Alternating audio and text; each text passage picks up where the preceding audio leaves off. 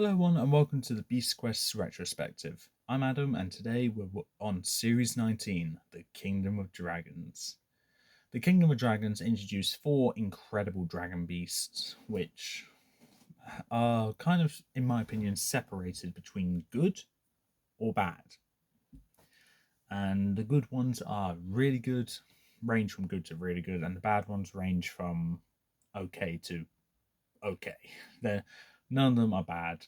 They're just they're just okay, good, or great. And yeah, that's all I can really say about Series 19.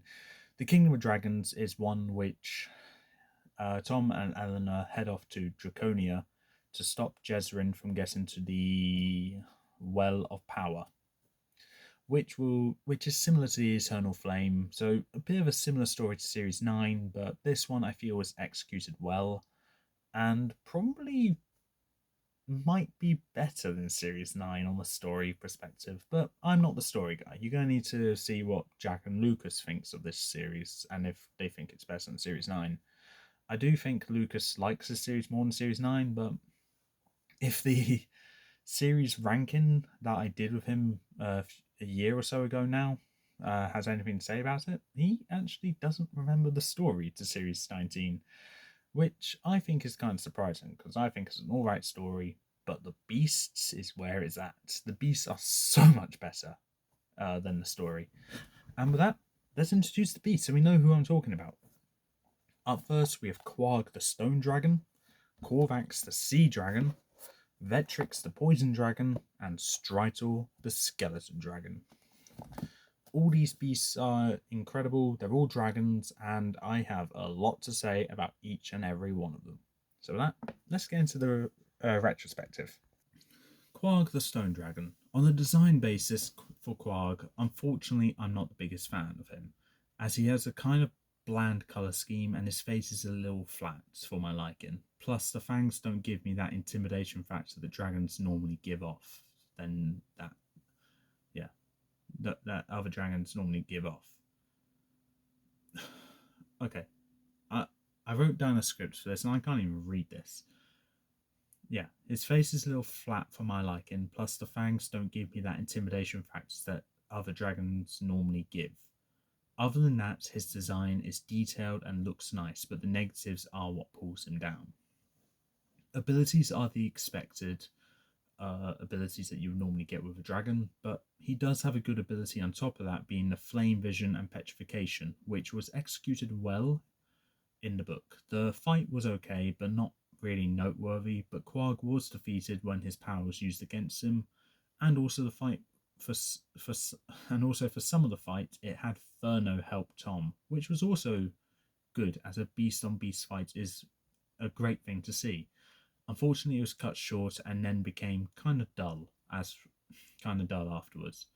As for Battle of the Beast, Quarg has an okay reputation, dying in round 1 in New Generation, but in All Generation he made to round 3 before dying to Peterix, which redeems him, but not enough to make him a great beast. I'd also like to say that in the Holy Bible of Beast Quest, Quarg is listed as an evil beast and is also 265 years old. But those facts are most likely wrong, as he was shown as an egg at the start of his book and was shown to be enchanted by Jezrin's magic, which highly implies Quarg is actually a good beast. Corvax the Sea Dragon. In my beast review, my opinion on Corvax's design was good, but I didn't have much to say regarding it. But now looking at it, I can safely say it is one of the best designed dragons in the entire series. On the cover, I like the webbed feet she has, as well as the watery looking wings, the fangs, wispy mane, and the slender body all makes this design a great one in my opinion. The abilities are all executed well, with the standout abilities being Ice Body, Underwater Breathing, Ice Breath, and Ice Healing / Regeneration. All those abilities makes Corvax's array of abilities being unique and symbolise Corvax as an excellent beast. The fight I think is done well. To start off, Corvax only attacks because she was defending her territory, and when losing a wing or a limb, she's shown an extra level of intimidation by regenerating it by diving into water or breathing ice on it. The weak point of the fight is the way she was defeated by fire, which is a little underwhelming, but still done very well. On the topic of Battle of the Beast, Korvax only took part in 2 tournaments, those being New Generation and All Generation. In New Generation, she died in round 1 due to an unfortunate matchup against Falra, and in All Generation, she died in round 2 to Grashkor in a very close fight. So, not a great reputation in Battle of the Beast, but with how great the Beast is, it's not a major problem. Vetrix the Poison Dragon. The design I originally liked a lot back in my Series 19 Beast review, but now I'm not the biggest fan of it, as I'm not overly keen on the body shape. But his fangs and gills are a nice touch to his design.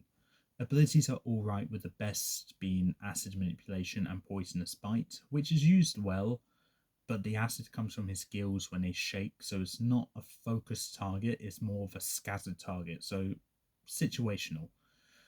It's a bit situational. The other abilities are okay, but nothing special. The fight takes part in a jungle, which is a location not used very much. But that aside, it kind of felt like Scooby-Doo, with a constant chase happening throughout the fights where they run from one place to another, and then Tom and Vetrix drowning in a pool, and Tom being resuscitated by Petra, which also, side note, is kind of forgotten about from Lucas and Jack. They completely forgot about it until I brought it up to them. Yeah. On the topic of Battle of the Beast, Vetrix died in round 3 to Malix in New Generation, and in All Generation he died in round 2 to Falcor. Compared to the previous dragons, Vetrix has the best reputation, but I haven't had a lot of fun using him because his acidic gills being the main problem, because it's a bit situational. Other than that, he is a pretty good beast. Stritor the Skeleton Dragon. To start off, the design is the best of the series for very obvious reasons. For some reason, a skeleton body is cooler than a regular body because it's not used very often, giving some uniqueness to this beast. The abilities are to be expected but are used effectively, and Stritor has additional abilities which aren't as predictable, like disassembly, limited camouflage, reformation, reanimation, and then the reanimated skeleton minions. All of those abilities, plus the other abilities, show Stritor as an intimidating beast. The fight took up most of the book and was tense from start to end, with Stritor's literal firepower being used against him, which was very fun to see. In Battle of the Beast, Stritor has the best reputation in Series 19 when it comes to these tournaments, as he has been the last beast standing on Series 19 in both New Generation and All Generation. In New Generation, he died in round 2 to the runner-up of the tournament, being Lycaxa. That was meant to say round 3. Yeah, he died in round 3 to the runner-up of the tournament, being Lycaxa. And in All Generation, he was also the last New Generation beast standing, and went on the runner. And in All Generation, he was also not only the last beast standing in Series 19, but the last beast standing of the New Generation series in general, and went on to be the runner-up of the entire tournament, dying to none other than the winner of the All Generation tournament, being Jakara. I think with a reputation of dying to a beast which won a tournament or became a finalist, I think that shows that the only beasts that can beat Stritor are some of the most powerful beasts in the entirety of Beast Quest. How many beasts can you say that about? Okay, so with that is the retrospective on Series 19 of each individual beast done. In general, though, my opinion on the Series 19 beasts are mostly positive, with some few nitpicks here and there. Personally, compared to previous New Generation series of Beast Quest, Series 19 is better than Series 14, 16, 17, and 18 easily. Do I think it's better than Series 15? Probably. Beast-wise, definitely. Because Series 15 is dragged down by Xeric, and yeah. While Series 19 doesn't really have a weak point, and it's the beast that I would say is its weak point is still quite a good beast. As for in general, this series is, in my opinion, one of the best ones with, in my opinion, what is a great story, but is also saved and made better by how incredible the beasts are. You do have some incredible beasts here, Stritor being one of them for obvious reasons. And yeah, that's pretty much all I can really say regarding the Series 19 beasts. They're all great in their own way, and they all have something special to them which makes them them. So with that, let's get to the ranking. Starting with my least favourite of this series and kind of the black sheep of the group, we have Quag the Stone Dragon. What pulls him down, though, is his face shape and his fangs not being as intimidating as other dragons' fangs. And his colour scheme is a bit bland, but despite being, because he's made of stone, I guess that's okay, but that is still the reason why he's this low. He's my least favourite of the series, rather. Moving on to third place, we have Vetrix the Poison Dragon. And for the same reason as Quag, he's only third place because I'm not a fan of his body shape, being a bit more of a fat, lumbering beast. And his fight was a very Scooby Doo esque. Whilst I do like Scooby Doo, unfortunately, it doesn't really fit right with Beast Quest. In second place by default, because the best beast of this series is very obvious, second place is Korvax the Sea Dragon. In my original beast review, I said Korvax was the worst of Series 19. Now I can safely say I was wrong. I personally think this beast actually executes the whole theme of being a sea dragon very well, despite being made of ice. So, yeah, I think the title may be wrong for her. I do believe she is an incredible dragon, though. I really do like her, and I do love the intimidation factor of being able to regrow her limbs with her own ice breath, for that matter. Being able to swim, fly, and also walk gives her kind of good diversity of being a conqueror of the land, sea, and air, which is also great. I love her design, it's incredible. Abilities are just as good, and the fight was great. Everything was great about this beast except for her reputation in Battle of the Beasts, which I hope does improve. But I think we all know what the best beast of this series is. It is obviously Stritor the Skeleton Dragon. Everything that I said about Korvax, I can slap onto Stritor and say that the design, brilliant. Abilities, brilliant. Fight, brilliant. Battle of the Beast reputation, much better than Korvax, and also brilliant. Stritor is probably one of the most consistently great beasts there are, and I do have a bit of a weird relationship when it comes to Stritor because up until he did great in all generation of Battle of the Beasts, I just looked at Stritor and thought, yeah, you're the best of Series 19, but that's kind of it. I didn't really think much hype of him. And then he did great in Battle of the Beast. I'm like, okay, never mind. Okay, hype is back. It's brilliant, brilliant, great. And then rereading this book, I just feel that hype all over again, like I was reading this book for the first time. And then I'm like, hold on, I see where this hype comes from. It comes from recency bias. So it seems like when it comes to talking about Stritor, for me personally, I need to have recently read it or see his achievements in Battle of the Beasts to where I can safely say this beast is the best of Series 19, but also one of the strongest new generation beasts there are. And what I can also safely say is that when it comes to Battle of the Beasts, if Stritor does win a tournament, then joining the Victor's Circle, I will not be surprised that he does at all. But if it ever happened, if Stritor went against the winner of the new generation tournament being Wardock, I think Stritor would have won. And then you got his battle that he had against Jakara.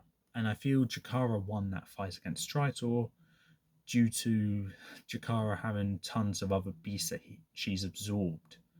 Was she won using the powers of her golden armor and Magvor's arms, I feel if she didn't have as many abilities absorbed into her, I think Stritor would have won that tournament overall, and I would not have been mad at all.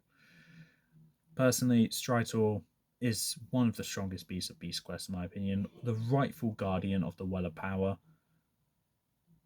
Might have a bit more of an important job than Torpix, which I don't really want to admit, but as a beast guy, I need to be honest when I say Stritor does have an important job to do, and he does it very well. Being able to have minions as well, which is something that Torpix can't have. I think Stritor might be the best and strongest dragon of the entirety of Beast Quest, and I can't even argue with that. Because originally I thought the strongest dragon of Beast Quest was Furno, and there was no competition there. And then Furno and Stritor went against each other in Battle of the Beasts, and Stritor somehow won. And I explained why he won in the video. Yeah. Stritor is the strongest dragon. I don't think there's any competition about it, and that's all I can really say about Series 19. Stritor is one of the best beasts, strongest beasts rather. So with that is all for this retrospective. I may have gushed a bit too much about Stritor, but hey, recency biased. But Corvax has gone up a lot in my respect ranking for her, despite not being great in Battle of the Beasts. That's what you get when you reread the books, because then you realise just how great this beast actually is. For Vetrix and Quarg, my opinions on them did go down, but I still see them as good beasts, just not as good as what I originally thought they were. But that doesn't take away from the fact that whilst they may be the weak links of Series 19, that doesn't mean they're bad beasts. They're just not the greatest. In any other series, they probably might be the best of their series, like Series 16. But they're the worst of the series, but they're still great. So with that being said, that's all for this time. If you like what you saw, leave a like, leave a comment, definitely subscribe. Oh god, I'm very gassy today, pardon me. And with that, I'll see you in the next video. Until then, peace out.